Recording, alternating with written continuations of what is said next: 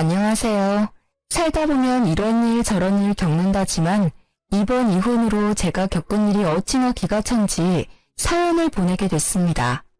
사실 저는 남편과 만나기 전에는 남자와 한 번도 사귀어 보지 못한 모태솔로였습니다. 혼자서 뭐든 할 수 있다는 장녀 특유의 책임감과 든든함이 이상하게도 남자를 사귀지 못하도록 막는 느낌이었습니다. 그러나 남편이 저희 회사에 입사하면서 저에게도 봄날이 찾아왔다고 생각했어요. 제가 연상에다가 남편보다 직급이 높았기 때문에 처음에는 남자로 느껴지지 않았습니다. 그렇지만 저에게 열정적인 남편과 끊임없이 구애하는 그 모습에 반해 결혼을 결심했어요. 연애 시에도 금전 부담은 제가 더 많이 했지만 제가 더 많이 벌고 있으니 괜찮다고 생각하기도 했고요. 지금 생각해보면 결혼을 준비할 때부터 위험한 요소는 많았습니다. 신혼집은 제가 가진 전셋집인데 예단, 예밀 모두 안 하기로 하고 들어간 거였거든요. 그런 불합리한 조건을 모두 허용할 만큼 저는 남편을 무척 좋아했습니다. 그렇지만 그만큼 사랑했는데 이혼을 하게 된 이유요? 딱 한 가지, 시모의 명품 사랑은 제가 이해하고 넘어갈 수준이 아니었거든요. 게다가 저를 ATM 취급하는 남편과 시모의 몰상식한 행동이 저를 한계로 내몰았어요. 그리고 그 시작은 저와 남편의 5번째 결혼 기념일이었습니다. 그날 아침에 별말 없던 남편이 문자로 연락이 왔습니다. 여보, 오늘 저녁에 백화점 들렸다 가자. 응? 갑자기 백화점이 왜? 왜긴 왜야. 맛있는 거나 먹고 쇼핑이나 하고 오자고. 좋아. 그렇지 않아도 오늘 맛있는 거 먹으러 갈 거라고 예상했어. 풀 메이크업하고 오길 잘했네. 그치? 오늘 백화점 갈 걸 예상했어? 어쩐지 오늘 아침에 왜 그렇게 화려한 옷을 입나 했네. 다행이네. 메이크업을 쓸모없는 게 아니게 돼서. 오랜만에 외식을 하는 것이기도 하고 특별한 날이었기에 좋은 시간을 보내게 해줄 거라는 설렘을 안고 함께 퇴근해 백화점으로 향했습니다. 사실 아침에 아무 말 없어서 조금 시무룩한 상태였거든요. 설마 결혼기념일을 잊었을까? 서프라이즈가 있지 않을까 하는 생각들을 했으니까요. 이렇게 퇴근 시간 맞춰 외식 이야기를 해주니 그렇게 기분이 좋을 수 없더라고요. 그런데 차를 세우고 올라간 백화점 1층 에스컬레이터 앞에 시어머님께서 떡하니 서 계시더군요. 어머 어머님, 여기는 어쩐 일로 오셨어요? 여기 왜 오긴, 우리 효자 아들이 불러서 왔지. 자기가 오는 어머님 오시라고 했어? 어머니 요즘 입을 옷이 없다고 해서 하나 사드리려고 불렀지. 어머님 옷? 이것 때문에 자기한테 백화점 오자고 한 거야. 좋잖아. 옷 사드리고 여기서 식사하고 가면 딱 되겠네. 안 그래? 저는 어이가 없었지만 시모 앞이라 꼭 참았습니다. 저와의 결혼기념일은 까맣게 잊고 있더군요. 남편은 기념일을 자주 잊어버리는 스타일이라 이번에도 그런 거라 생각하고 넘기려고 했어요. 그런데 어머님과 함께 고가의 브랜드점에서 옷을 고르더군요. 어차피 남편이 낼 거라 생각하고 가만히 보고만 있던 제 폰으로 문자가 도착했습니다. 무려 250만 원을 결제했다는 은행의 구매 확인 문자였어요. 저는 당장 이야기는 하지 못하고 꾹 참고 집에 도착하자마자 남편에게 따졌습니다. 당신 정신이 있어? 어머님한테 어떻게 그런 큰 금액의 옷을 사드릴 수가 있어? 그것도 우리 생활비 통장으로. 그 안에 있던 돈 우리 전세계약 연장 때 쓸 돈인 건 알고 있지? 전세계약 아직 시간 좀 남았잖아. 자기가 돈 잘 버는데 무슨 걱정이야? 금방 채워넣으면 되지. 그리고 당신 능력이면 가능하잖아. 걱정하지 마. 그래도 너무 큰 돈이야. 게다가 저번 달에 어버이날에도 용돈 많이 드렸잖아. 그 돈으로 옷 사시면 되는데 어째서 또 당신이 사드린 거야? 그럴 때 쓰라고 용돈 드린 거잖아. 용돈이랑 이번에 나간 옷 금액이면 벌써 돈 500이야. 그 돈은 다른 데 쓰신 모양이더라고. 어버이날 다음 주가 어머니 동창회였는데 들고 갈 만한 백이 없어서 그걸로 가방 하나 사신 것 같던데? 또 명품 가방이야? 올해 들어 벌써 2번째야. 구두, 화장품, 장신구. 매번 사치품이잖아. 어머님한테 그 돈이 전세 계약에 필요한 돈이라고 말씀드렸어? 그걸 왜 말해? 솔직히 당신 모아놓은 돈 좀 있잖아. 그걸로 전세 계약 연장 때 쓰면 되지. 내가 자기 월급을 빤히 아는데 설마 돈 없다고 하지는 않겠지? 그걸 자기가 다 뺏었으니까 그렇지. 그리고 내가 돈만 벌어다 주는 사람이야? 게다가 잘 벌고 잘 모으면 뭐해? 매번 이렇게 상의 없이 돈을 가져가는데 어떻게 돈을 모으냐고. 시어머니에게 용돈 겸 드리는 게 그렇게 아까워? 지금 돈 좀 많이 번다고 유세야? 우리 집이 당신네보다 못 산다고 지금 유난 떠는 거냐고. 시부모님이 어려우면 달라고 할 수도 있지. 꼭 그런 식으로 생색을 내야겠어? 생색이라니 누가 그랬다고 그래. 그런 말이 아니잖아. 우리는 지금 돈을 모아야 하는데 계속 돈을 빼서 시댁에 드리는 자기한테 좀 자중하라고 한 이야기야. 언제나 내가 모으고 당신이 가져가고 이런 식이면 밑빠진 독에 물 붓는 거랑 뭐가 달라? 그게 생색이야. 돈 좀 잘 번다고 시댁 무시하고 남편 무시하고. 당신도 어차피 돈만 잘 버는 사람이잖아. 당신이 우리 식구들을 아래로 보고 있다는 거 다 알아. 시어머니한테 드리는 돈이 아깝다고 생각하는 것 자체가 우리 가족을 무시하는 거랑 다름없다고. 정말 그렇게 생각해? 지금 생활비의 절반 넘게 시댁으로 들어가. 내가 언제 친정에 돈 그만큼 준 적 있어? 내가 자기를 무시하는 게 아니라 자기가 날 무시하는 거지. 필요하면 친정에도 똑같이 돈 나눌까? 나눠.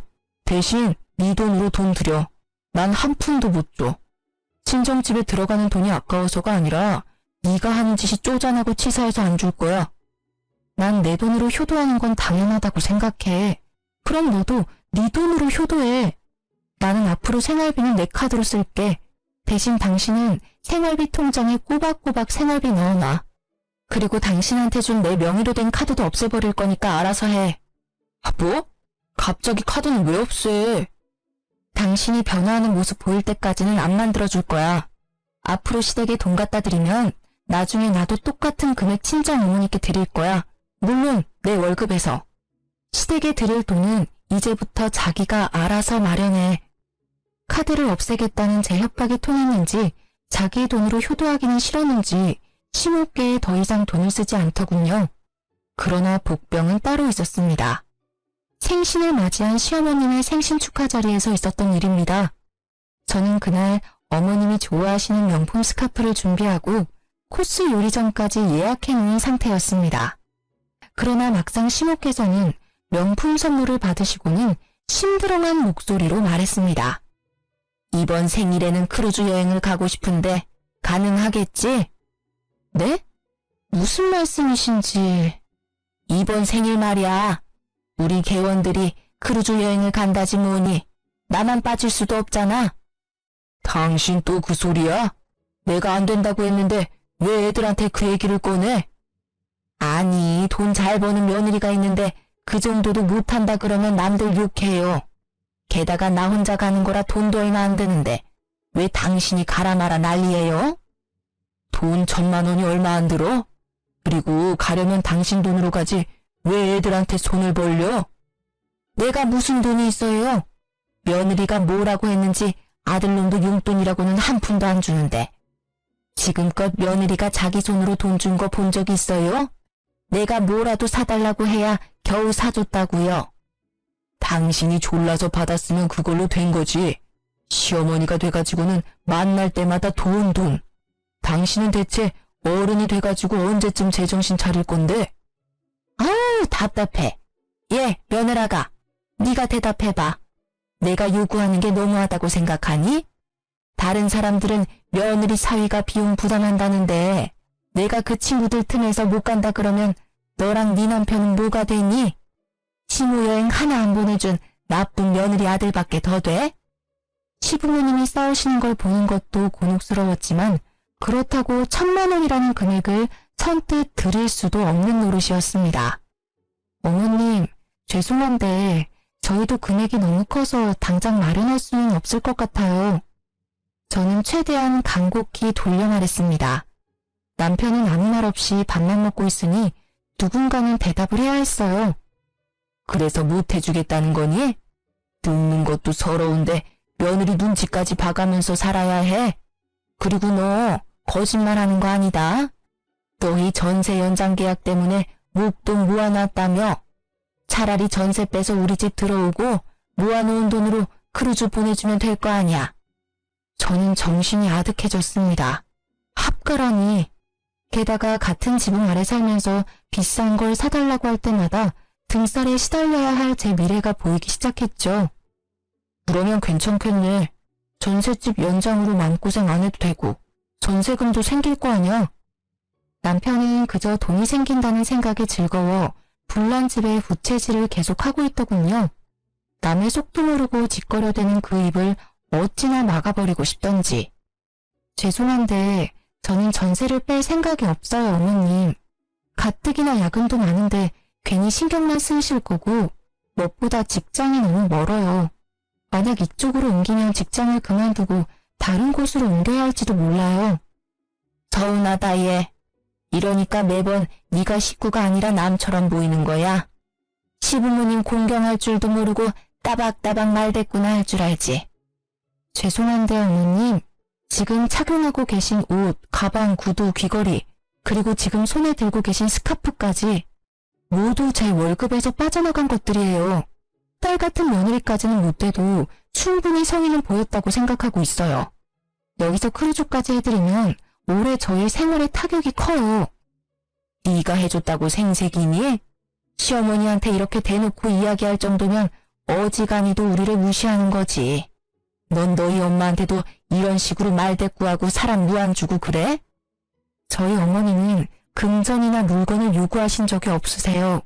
그래서 제가 더 해드리고 싶은데도 못 해드리고 있고요. 그리고 말대꾸가 아니라 간곡히 말씀드리는 거예요.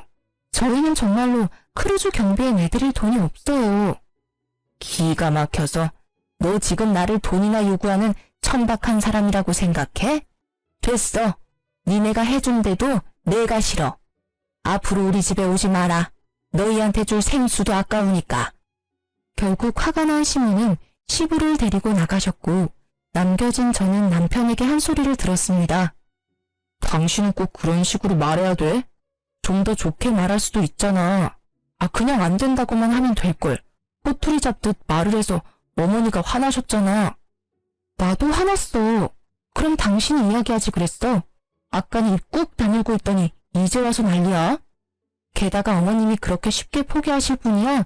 아님 자기 월급에서 뺏어 드려. 그건 안 말릴 테니까. 진짜로 다시 생각해봐. 본가로 들어가면 돈도 아끼고 좋잖아. 너 살림에 신경 안 써도 되고 전세금 목돈도 생기고 그걸로 재테크하면 돈도 금방 벌어.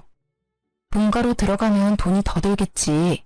멀리 사는 지금도 불러내서 명품 사서 계산 우리한테 하라고 하는데 같은 집에 살면 어떤 요구를 하실지 상상도 안 가. 당신이 어머님 요구 다 들어줄 자신 있으면 가. 나는 내 집에서 편하게 살 테니까. 결국 합가와 크루즈 이야기는 다행히 흐지부지 되었습니다. 그러나 어머님은 그 뒤로도 저와 남편을 불러내어 명품을 사드리는 행동을 멈추지 않았습니다. 이때까지만 해도 저는 이혼은 생각도 않고 있었어요. 그 사건이 터지기 전까지는요. 사실 제게는 남모를 고민이 하나 있었어요. 결혼 5년이 넘어가는데 애가 생기지 않는다는 거였습니다. 남편도 시댁도 그 문제로 저에게 말을 꺼낸 적이 없어서 다행으로 생각했습니다. 그리고 임신을 확인했을 때는 어찌나 기분이 좋던지 시댁분들께 가장 먼저 알려드렸어요. 그리고 다음 달 어머니께서 갑자기 저희 집에 찾아오셨습니다. 소원해줬던 사이였기에 시모의 방문에 살짝 긴장했었어요. 그렇지만 집에 오신 어머님의 태도는 예전과는 정반대더군요.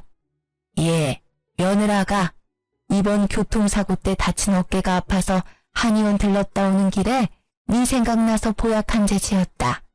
임산부한테 좋다니 꾸준히 먹어. 다 먹고 나면 또 한 재 지어줄 테니 꼭 연락하고. 어머님, 감사합니다. 그런데 임신 중에는 약은 조심해야 한다고 의사 선생님께서 말씀하셨는데. 괜찮아. 이 약은 한의원에서 임산부의 기력을 보강하기 위한 약이라고 해서 일부러 지어온 거야. 그럼 임산부도 먹어도 되는 약이에요? 그래. 기력도 보해주고 아기집도 튼튼하게 해준다고 해서 특별히 가져온 거니 잘 챙겨 먹어. 너 일이 많아서 걱정이다만 네가 잘 알아서 하리라 믿는다. 약은 아침, 점심, 저녁 3번씩 거르지 말고 꼬박꼬박 챙겨 먹거라. 네, 걱정 마세요. 어머님이 주신 약이니 꼭 잘 챙겨 먹을게요. 그 한약을 전해주는 어머님의 표정이 세상 다시 없을 만큼 온화해 보여서 저는 어머님도 손주를 기다려왔다고 생각했습니다. 그래서 꼭 이 아이를 지키겠다고 다짐했어요. 그런데 한약을 먹고 일주일 뒤부터 배가 살살 아프더니 피가 비치기 시작했습니다. 깜짝 놀란 저는 당장 산부인과를 달려갔습니다. 아기집 주위로 피고임이 좀 보입니다. 최대한 안정을 취하시고 매사에 주의를 하셔야 해요. 저 시어머님께서 한약을 지어주셨는데 계속 먹어도 될까요? 임산부를 위한 보약이라고 해서 지금 먹고 있는데. 일단 복용 중지하시고요. 산모님은 몸이 약하시니 선물 받은 한약에 어떤 한약재가 들어갔는지 꼭 한의원 찾아가서 물어보셔야 해요. 그리고 웬만하면 임신 중에 한약은 안 드시는 게 좋아요. 의사 선생님의 말에 저는 한약을 먹지 않으려 했지만 이상하게도 남편은 그 약을 제가 꼭 먹는지를 확인하더군요. 그래서 어쩔 수 없이 약을 먹을 것처럼 따놓고는 몰래 버린 후 빈 껍질을 보여주는 식으로 무마했습니다. 사실 그때는 미안한 마음이 더 컸으니까요. 그 이후 피가 비치는 일은 없었습니다. 다행이라고 생각하던 중 제 뒷목을 잡게 만드는 일이 벌어졌습니다. 오늘 왜 일찍 오라고 한 거야? 일도 바쁜데 그냥 직장에서 이야기해도 되잖아. 당신 내 퇴직금 중간정산에 대해서 물어봤다면? 어? 아, 그거? 그냥 물어본 거야. 중간정산 되는 건지 궁금해서. 아니지. 당신 그렇게 물어본 거 아니잖아. 총무팀에 있던 애가 나한테 알려줬어. 당신 배우자 대신 퇴직금 정산할 수 있는지 물어봤다면서? 나 몰래 내 퇴직금 빼려고 그랬어? 그게 어머니가 집 리모델링에 돈이 필요하다고 하잖아. 곧 있으면 동생 결혼하는데 집꼴이 말이 아니라고 난리를 치시는데 그럼 어떡해. 아들 된 도리로 좀 도와드려야지. 야, 너 그걸 말이라고 해? 시댁 싱크대 새로 갈아엎는다고 돈 가져간 게 1년도 안 됐어. 근데 무슨 리모델링? 게다가 어머님 댁 리모델링이면 당신 퇴직금으로 하면 되지. 왜 내 퇴직금으로 알아본 거야? 당신 퇴직금에 대해서는 묻지도 않았다던데. 당신 진짜 작작 좀 해라. 야, 너 지금 남편한테 야라고 했냐? 내가 어리고 돈 못 번다고 나한테 이제 막말하기로 마음먹은 거야? 그래. 서방님이 하늘 같은 마누라보다 돈 못 벌어서 이제는 대접도 안 해준다 이거지? 눈짱 흐리지 마. 내가 화나서 말이 막 나온 건 미안하다고 생각해. 그치만 당신이 지금 하는 일들이 상식적이라고 생각해? 시댁 돈 드리는 거 며느리로서 당연하다고 생각은 하는데 이건 도가 지나치잖아. 그리고 당신 잊었어? 전세 계약 연장 곧 다음 달이라고. 그래서 뭐 어쩌라고. 당신이 이제까지 다 알아서 했으니 이번에도 알아서 하면 되잖아. 나 같은 돈 못 버는 남편한테 무슨 손을 벌리겠어. 안 그래? 남편이 돈 없는 거 티내기 싫어서 당신 퇴직금 한번 알아본 거 가지고 이렇게 사람을 무시하고 멸시하고. 당신이 우리를 이렇게 생각하는 거 처음부터 다 티났어. 그 시선이 싫어서 어머니가 계속 명품을 요구하시는 거라고. 알아? 내가 당신 무시했으면 당신 애를 왜 가져? 내가 지금 왜 애를 가지려고 그렇게 애썼는지 몰라서 그래? 솔직한 말로 당신은 애 가지는 것도 별로 좋아하지 않았잖아. 나만 매번 발 동동 굴리며 원했었지. 그리고 임신한 마누라를 앞에 두고 퇴직금 꺼내서 시댁 줄 생각은 어떻게 해? 앞으로 태어날 애한테 더 신경 쓰는 게 당연한 거 아니야? 애도 가족이지만 우리 어머니도 가족이잖아. 너도 생각하는 수준이 딱. 아휴, 됐다. 됐어, 말을 말자. 또 뭐라고 하면 임신한 여자한테 해도 될 소리 안 될 소리 하면서 잔소리 할 거니까 그냥 여기서 그만해. 기가 차서. 진짜 그렇게 생각했니? 나와 내 아이가 당신한테 그 정도밖에 안 되는 게 정말 놀라울 정도야. 태교에 전념해도 모자랄 시간에 당신하고 신랑이 하는 것도 지친다. 지금 경고하는데 내 퇴직금 건드리지 마. 어차피 총무팀의 이야기에 나서 건드리지도 못하겠지만 내가 모아놓은 돈 가져갈 생각 꿈에도 하지 마. 그렇게 으름장을 놓고는 저는 시모께서 지어주신 한약을 들고 친정으로 갔습니다. 한약을 가져가지 않자 남편이 왜 안 가져가냐고 난리쳐서 들고 온 거였어요. 그 모습에 그래도 내 몸 생각해주는 건 남편밖에 없다고 생각했어요. 물론 그 약이 제 몸에 맞지 않아서 먹지 않는다는 말은 하지 않았어요. 친정에 가니 오랜만에 외삼촌께서 와 계셨습니다. 외삼촌은 한의사로 일하고 계시는데 이참에 한약이 제 체질과 왜 안 맞는지 물어보려고 시모께 받은 한약을 보여드렸어요. 박스 뒷면에 적힌 성분들을 꼼꼼히 살펴본 외삼촌이 굳은 얼굴로 물어봤죠. 이거 네가 먹을 수 있는 한약이 아닌 것 같은데? 누구한테 받았니? 근데? 분명히 어머님이 저한테 맞는 약을 지어오셨다고 하셨는데요. 그렇게 말씀하셨다고? 그럴 리가 없는데. 내가 지은 게 아니니 가타부타 말은 못하겠지만 혹시 모르니 꼭 이거 지어준 한의원 가서 물어보고 먹어. 한약이든 양약이든 잘못 먹으면 큰일 나. 임산부가 입에 대는 건 뭐든 조심해서 나쁠 거 없으니까. 덜컥 겁이 난 저는 약이 들어있던 상자에 적혀있던 한의원 상호와 전화번호를 보고 전화를 했습니다. 직접 와야 한다는 이야기에 저는 한약을 들고 한의원으로 갔습니다. 선생님, 저기 이 한약 성분을 알아보려고 왔는데요. 저희 한의원 한약이 맞네요. 혹시 언제 오셨나요? 제가 지은 게 아니라 저희 어머니께서 지어서 저 먹으라고 주셨어요. 어떤 성분인지만 알면 되는데. 한번 볼게요. 아, 그건 교통사고 환자분들 어혈 뺄 때 쓰는 약재예요. 네? 임산부들이 먹는 약이 아니고요? 네네, 이건 아니고요. 임산부들에게 처방하는 약재는 따로 있어요. 이 한약은 어혈을 제거해서 뭉쳐있는 피를 순환이 잘 되도록 만들어준다는 뜻이라서 자궁이나 임산부에게 맞는 한약재는 따로 있어요. 지을 때 미리 말씀드렸는데요. 진짜로 이걸 저희 어머니가 처방 받아가신 건가요? 네, 이날 아드님이랑 같이 오셨더라고요. 아드님이 효자이신가 봐요. 같이 오셔서 설명도 같이 듣고 계산도 하시던데요. 저는 분노와 배신감으로 치를 떨며 집으로 돌아왔습니다. 제 몸 상태에 전혀 맞지 않는 한약을 주신 시모와 그에 동조했을 남편. 저는 이해가 되지 않는 마음에 남편에게 물어보기로 했습니다. 뭐라도 말해줄 거라는 생각으로 남편의 퇴근 시간을 기다렸습니다. 뭐야, 왜 불도 안 켜놓고 집안에 귀신처럼 앉아있어? 당신, 이 한약 뭔지 알고 나한테 먹였지? 무슨 소리야. 그거 우리 엄마가 사다 주신 보약이잖아. 보약? 시침이 뗄래? 나 이 한의원 갔다 왔어. 무슨 약인지 다 듣고 왔다고. 나는 몰라. 엄마가 가서 처방받아온 약이라서. 그래서 무슨 약인데? 당신은 몰라? 말이 되는 소리를 해. 한의원에서 당신이 어머님이랑 같이 와서 설명 다 듣고 계산까지 해주고 갔다고 친절히 알려주던데 그래도 모른다? 대단하네. 어떻게 그런 말도 안 되는 짓을 저질러? 아니, 나는 진짜로 말렸어. 그런데 엄마가 그래도 따지고 보면 다 당신 좋으라고 한 일이야.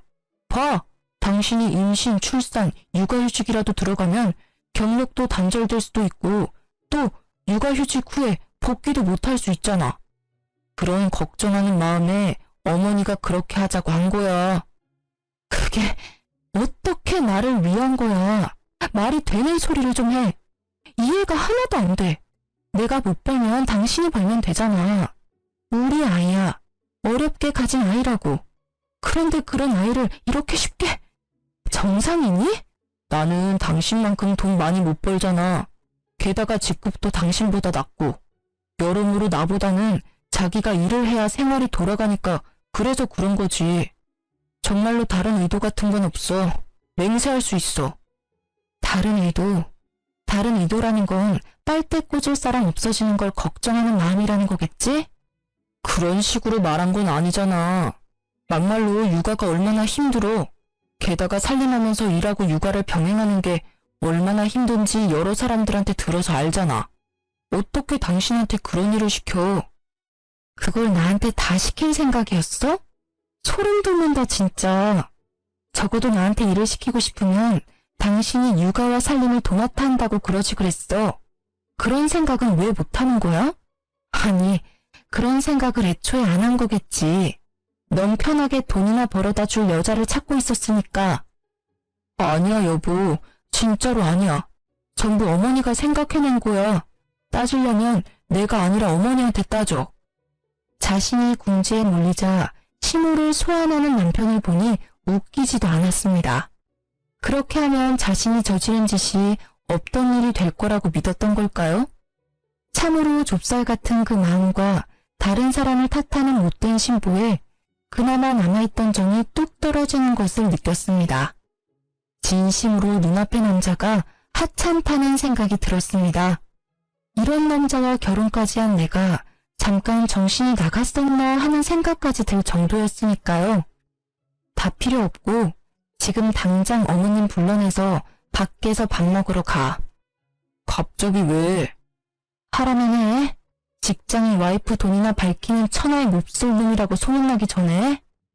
제 으름장에 남편은 시모께 전화를 걸었고 시모가 오기로 한 고급 요리집에 남편도 함께 보냈습니다. 그리고 저는 남편이 가는 걸 본 후 마대자루를 들고 시댁으로 향했습니다. 시모가 집에서 나오는 것을 확인한 저는 시댁으로 들어갔습니다. 아버님이 저의 방문을 보시더니 우아해하시면서도 문을 열어주셨습니다. 아가, 웬일이냐? 네 어머니 지금 집에 없는데? 괜찮아요, 아버님. 어머님 안 계시는 동안 잠깐 제가 맡아야 할 것들이 있어서요. 그렇게 말하고 저는 제 카드로 어머님께 사다 드린 명품들을 모두 마대자루에 넣었습니다. 가방, 구두, 옷, 액세서리까지. 넣다 보니 그간 내 돈으로 사들인 것들이 엄청 많더군요. 눈에 보이는 것만 집었는데도 이미 1년치 연동이더라고요. 저는 한참 더 집을 뒤져 시모의 명품 컬렉션을 모두 마대자루에 담았습니다. 그리고 남편에게 전화해서 시댁으로 어머님 모시고 오라고 했습니다. 집에 들어온 제가 명문 모를 일들을 하고 있으니 시부께서 제게 묻더군요. 이게 다 무슨 일이냐? 혹시 아버님도 알고 계셨어요? 뭐를 말이냐? 산모가 먹으면 안 되는 한약을 일부러 어머님이 주셨어요. 교통사고 난 사람이 먹는 거라던데 한약 어머님 거 맞죠? 뭐? 그거 얼마 전에 교통사고 때문에 받아온 한약인데 왜 자기 거를 너한테 줘? 제 말을 듣던 시부께서는 눈을 동그랗게 뜨고는 반문하더군요. 아버님은 모르는 눈치였습니다. 그게 다행이라고 해야 할지 불행이라고 해야 할지 알고 계셨다면 아버님 선에서 멈춰주셨을 텐데 말이죠. 네가 뭘 잘못 알고 있는 걸 깨다. 그 옆에 내가 아무리 노망이 들어도 그런 짓을. 그런데 사실이었어요. 이미 남편한테 다 들었거든요. 남편은 어머님이 다 시키신 일이래요. 제가 도대체 무슨 나쁜 짓을 저질렀길래 저한테 이런 일을 하시는 걸까요? 세상 천지에 어떤 시어머니가 그런 망측한 짓을 해요? 소리를 지르며 오열하는 제 모습에 시아버님도 어찌할 바를 모르고 있었습니다. 설마 진짜 그런 일을 저질렀을 거라고 생각지도 못하는 모습이셨어요. 제가 뭔가 오해를 하고 계신다고 생각하시는 시부의 모습이 참으로 딱해 보였습니다. 그때 도어락 문이 열리고 두 사람이 들어왔습니다. 시모께서 들어오시자마자 마대자루에 담긴 본인의 명품들을 보고 난리가 나시더군요. 어머, 얘, 이게 다 뭐야? 왜 집안 물건을 왜 꺼낸 거니? 게다가 이 귀한 것들을 왜 구겨서 자루에 넣은 거야? 세상에, 우리 애기들 몸에 스크래치 생기잖아. 분위기 파악 못하고 귀한 명품 애기들 상처 생길까 전전긍긍하는 시무를 보니 방황하던 마음에 확신이 섰습니다. 아, 이 집 구석은 안 되겠구나. 이혼이 답이구나 하고요. 어머님, 제가 정신적인 충격을 너무 많이 받아서 어머님께 위자료를 톡톡히 받아야겠어요. 그치만 줬다 뺏는 건 예의가 아니니까 이렇게 먼저 물어보려고 대충 보이는 것들만 넣어놨으니 이해해주세요. 뭐? 미쳤어? 시애미한테 정신적인 충격? 위자료? 난 네가 무슨 말을 하는지 하나도 모르겠다 얘. 저는 한약을 시모 앞에 툭 하고 던졌습니다. 모르세요? 이 한약이 어떤 한약인지 제가 알았는데도요. 한약? 아이, 그건... 제가 이 한약 지으신 한의원 가서 직접 물어봤다고 해도 모른 척 하실 건가요? 예, 네가 오해하는 거야. 나는 다 널 위해서 그런 거야. 애 키우면서 일하는 게 얼마나 힘든지 알잖아. 솔직히 우리는 손주 같은 건 크게 관심 없고 네 건강이 최고라서 그랬어. 그게 잘못이라면 잘못이겠지. 그래도 나는 잘못했다는 생각은 안 해. 다 널 위해서라니까. 그러세요? 그런데 어쩌죠? 저는 이미 알고 있는데요. 그 한약 저한테 주신 진짜 이유. 제 돈 때문이잖아요. 제가 벌어다 줄 돈이요. 어머님이 그토록 사랑하는 명품 사줄 제 돈 말이에요. 그것 때문에 이런 짓을 저지른 거잖아요, 둘이서. 누가 그런 말을 해? 절대로 아니야. 나는 그런 적 없다. 그것보다 날 못된 심으로 몰아가려는 네 행동이 더 나쁘다고 생각하지 않니? 듣고 있던 시부께서 경악한 얼굴로 시무께 소리를 빽 지르셨습니다. 저도 언제나 점잖으신 시부의 그 모습에 깜짝 놀랐어요. 그만! 당신이 이번에는 무조건 잘못했어. 어떤 변명을 가져와도 당신이 한 짓은 용서받을 수 없는 짓이야. 옆에 내가 도대체 무슨 정신으로 사는 거야? 당신은 누구 편이야? 당신이 돈이나 잘 벌어왔으면 이런 일도 없지. 허구한 날 쥐꼬리 같은 월급으로 생색내던 게 누군데? 다 내 탓이라고? 당신 대신에 잘난 아들 덕 좀 보려는데 뭐가 잘못됐다고 이 난리들이야? 여태껏 그리 생각했어? 아휴, 내가 말을 말지.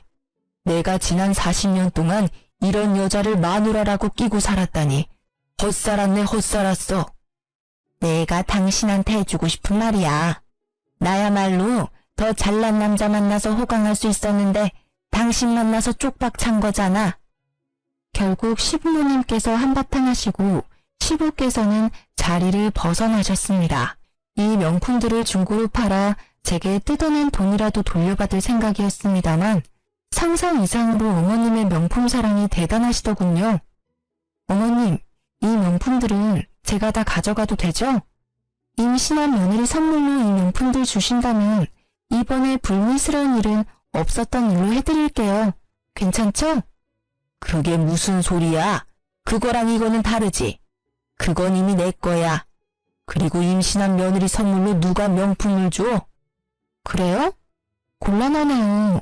저는 지금 저와 제 아이가 받은 정신적 충격 때문에 꼭 피해 보상을 받고 싶거든요. 저는 마대자루를 움켜쥐고 남편에게 말했습니다. 그럼 당신이 돈 내놔. 내 돈으로 어머님께 사드린 이 명품들 몽땅 합친 금액으로. 그러면 이 명품은 어머니께 돌려드릴게. 무슨 헛소리야. 그걸 왜 내가 내? 게다가 이거 다 얼마나 하는지 알아? 그 큰 돈을 달라고? 당신이 선물한 건데 이제 와서 뭘 돌려주고 말고 하는 거야. 있지. 선물이란 건 사랑하고 존경하고 좋아하는 마음으로 드리는 거야. 그런데 그 마음이 배신당한 것도 모자라 이런 일까지 당했으니 그 마음이 몽땅 사라지는 것도 당연한 거 아니야? 그래. 당신까지 안 된다면 그냥 다 없애버릴게. 안 돼. 안 된다. 얘 그냥 돈 줘버려. 내 가방 망가뜨리면 용서 안 해. 절대로 가만두지 않을 거야. 고작 가방의 히스테릭한 모습으로 소리를 지르는 시모의 모습에 저는 냉소가 터져나오는 것을 막으며 말했습니다. 어머님께서는 아직까지 중요한 게 뭔지 모르시네요. 고작 명품 때문에 이러시면 곤란하죠. 어머님께서 망치려고 했던 건 사랑만 받아도 모자랄 정도로 귀하고 소중한 거예요. 제가 지금 기분이 너무 안 좋거든요. 수 틀리면 확 다 찢어버릴지도 몰라요. 예, 진정해라. 미안해. 내가 미안했다. 그래, 돈은 네 남편이 다 돌려줄 거야. 엄마, 무슨 소리 하는 거야? 나도 주고 싶은데 돈이 없어. 당신도 잘 알잖아, 내 사정. 코인 투자했다가 다 잃은 거. 돈 없으니까 알아서 해. 그래서 안 주겠다는 말이야? 안 주겠다는 게 아니라 지금 당장 돈이 없다는 거잖아. 돈 있으면 좋지. 근데 없잖아. 어쩌라는 거야? 아, 그러면 돈이 있으면 나한테 돈을 주겠다는 거야? 그래, 있으면 주지. 안 주려는 게 아니라 못 주는 거야, 없으니까. 그래? 그럼 됐네. 이건 시어머님 돌려드릴게. 당신은 나랑 같이 회사 가서 퇴직금 정산해. 당신 퇴직금 한 3천 있었나? 여기 명품들 가격의 절반 정도겠지만 중고인 걸 감안해서 그 정도로 봐줄게. 뭐? 그건 절대로 안 돼. 퇴직금을 가져가다니. 그거 내 전 재산이야. 난 당신하고 이혼할 거야. 당신과 이혼 소송을 하면 누구한테 더 유리할지 알고 있어? 나야. 당신은 유책 배우자니까. 나는 당신이 합의 안 해줘도 상관없어. 당신이 그 퇴직금 안 주면 이혼 소송으로 당신 재산 다 가져오면 되니까. 그때는 3천만 원 정도로 끝낼 생각 꿈에도 하지 마.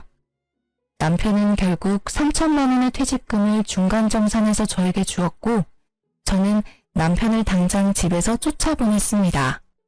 전셋집도 내가 마련했고 이 집안에 있는 모든 게 내 돈으로 산 거니까 자기는 자기 물건 챙겨서 당신 집으로 가. 그리고 얌전히 이혼 서류나 기다리고 있어. 열쇠며 도어락이며 싹 다 바꾸고 경비실에 남편과 이혼했고 이 집에 안 사니 외부인 절대 들이지 말라고 신신당부까지 했습니다. 이혼 서류를 받은 남편은 여전히 제가 벌어들일 돈과 재산에 미련이 남았는지 저에게 연락을 해오더군요.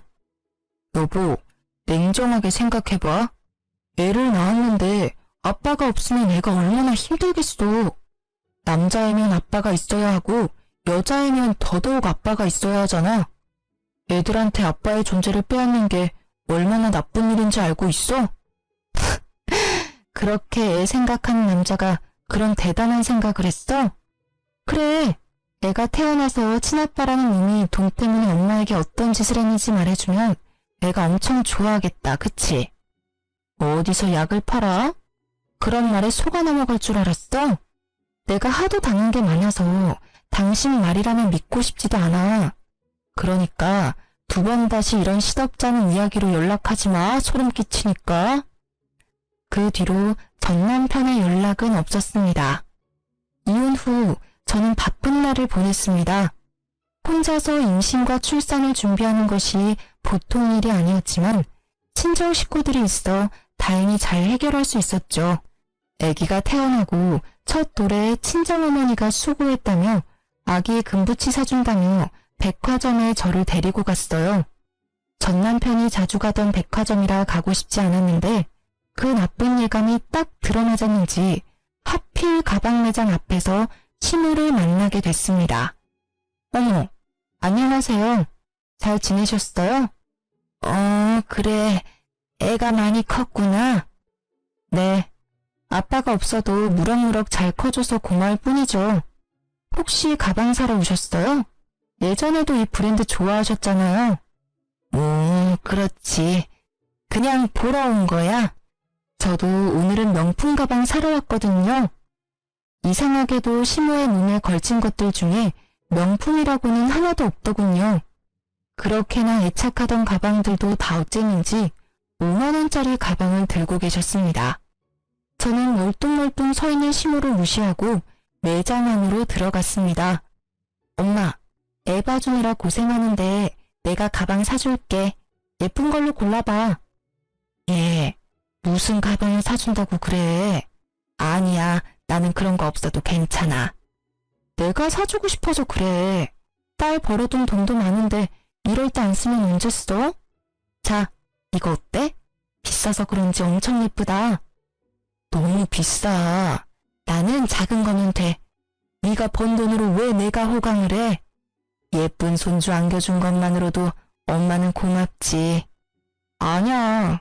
내가 엄마한테 느끼는 고마움의 정도는 이 제일 비싼 가방으로도 모자랄 정도거든. 자, 내가 사줄게. 걸쳐봐. 진짜 잘 어울린다. 친정어머니의 만류에도 결국 제일 비싼 가방을 사는 절 보고 있는 심은 눈빛이 어찌나 애처로운지 웃음이 다 나더군요. 왜 구경만 하고 있으세요? 하나 구매하세요. 신상이라 예쁘게 잘 빠졌네요.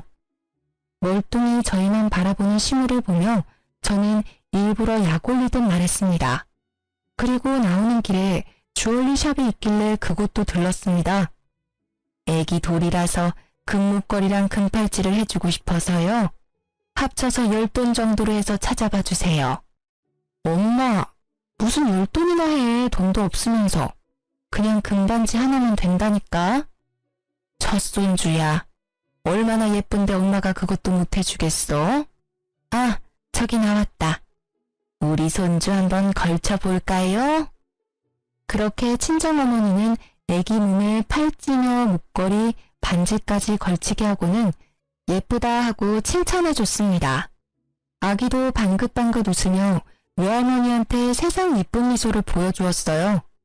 당신이 외면한 손주, 몸에 주렁주렁 금 걸치고 외할머니께 사랑받으며 잘 있는 모습 한껏 보여주고 왔습니다. 우리를 바라보는 시모의 모습이 어찌나 처량하던지 동정심까지 돌아올 뻔했다니까요. 물론 고가의 명품 가방을 보던 그 욕심 가득한 눈빛 때문에 그럴 일은 없었지만요. 나중에 알고 보니 전 남편이 시모의 명품들을 모조리 다 갖다 팔았다고 하더군요.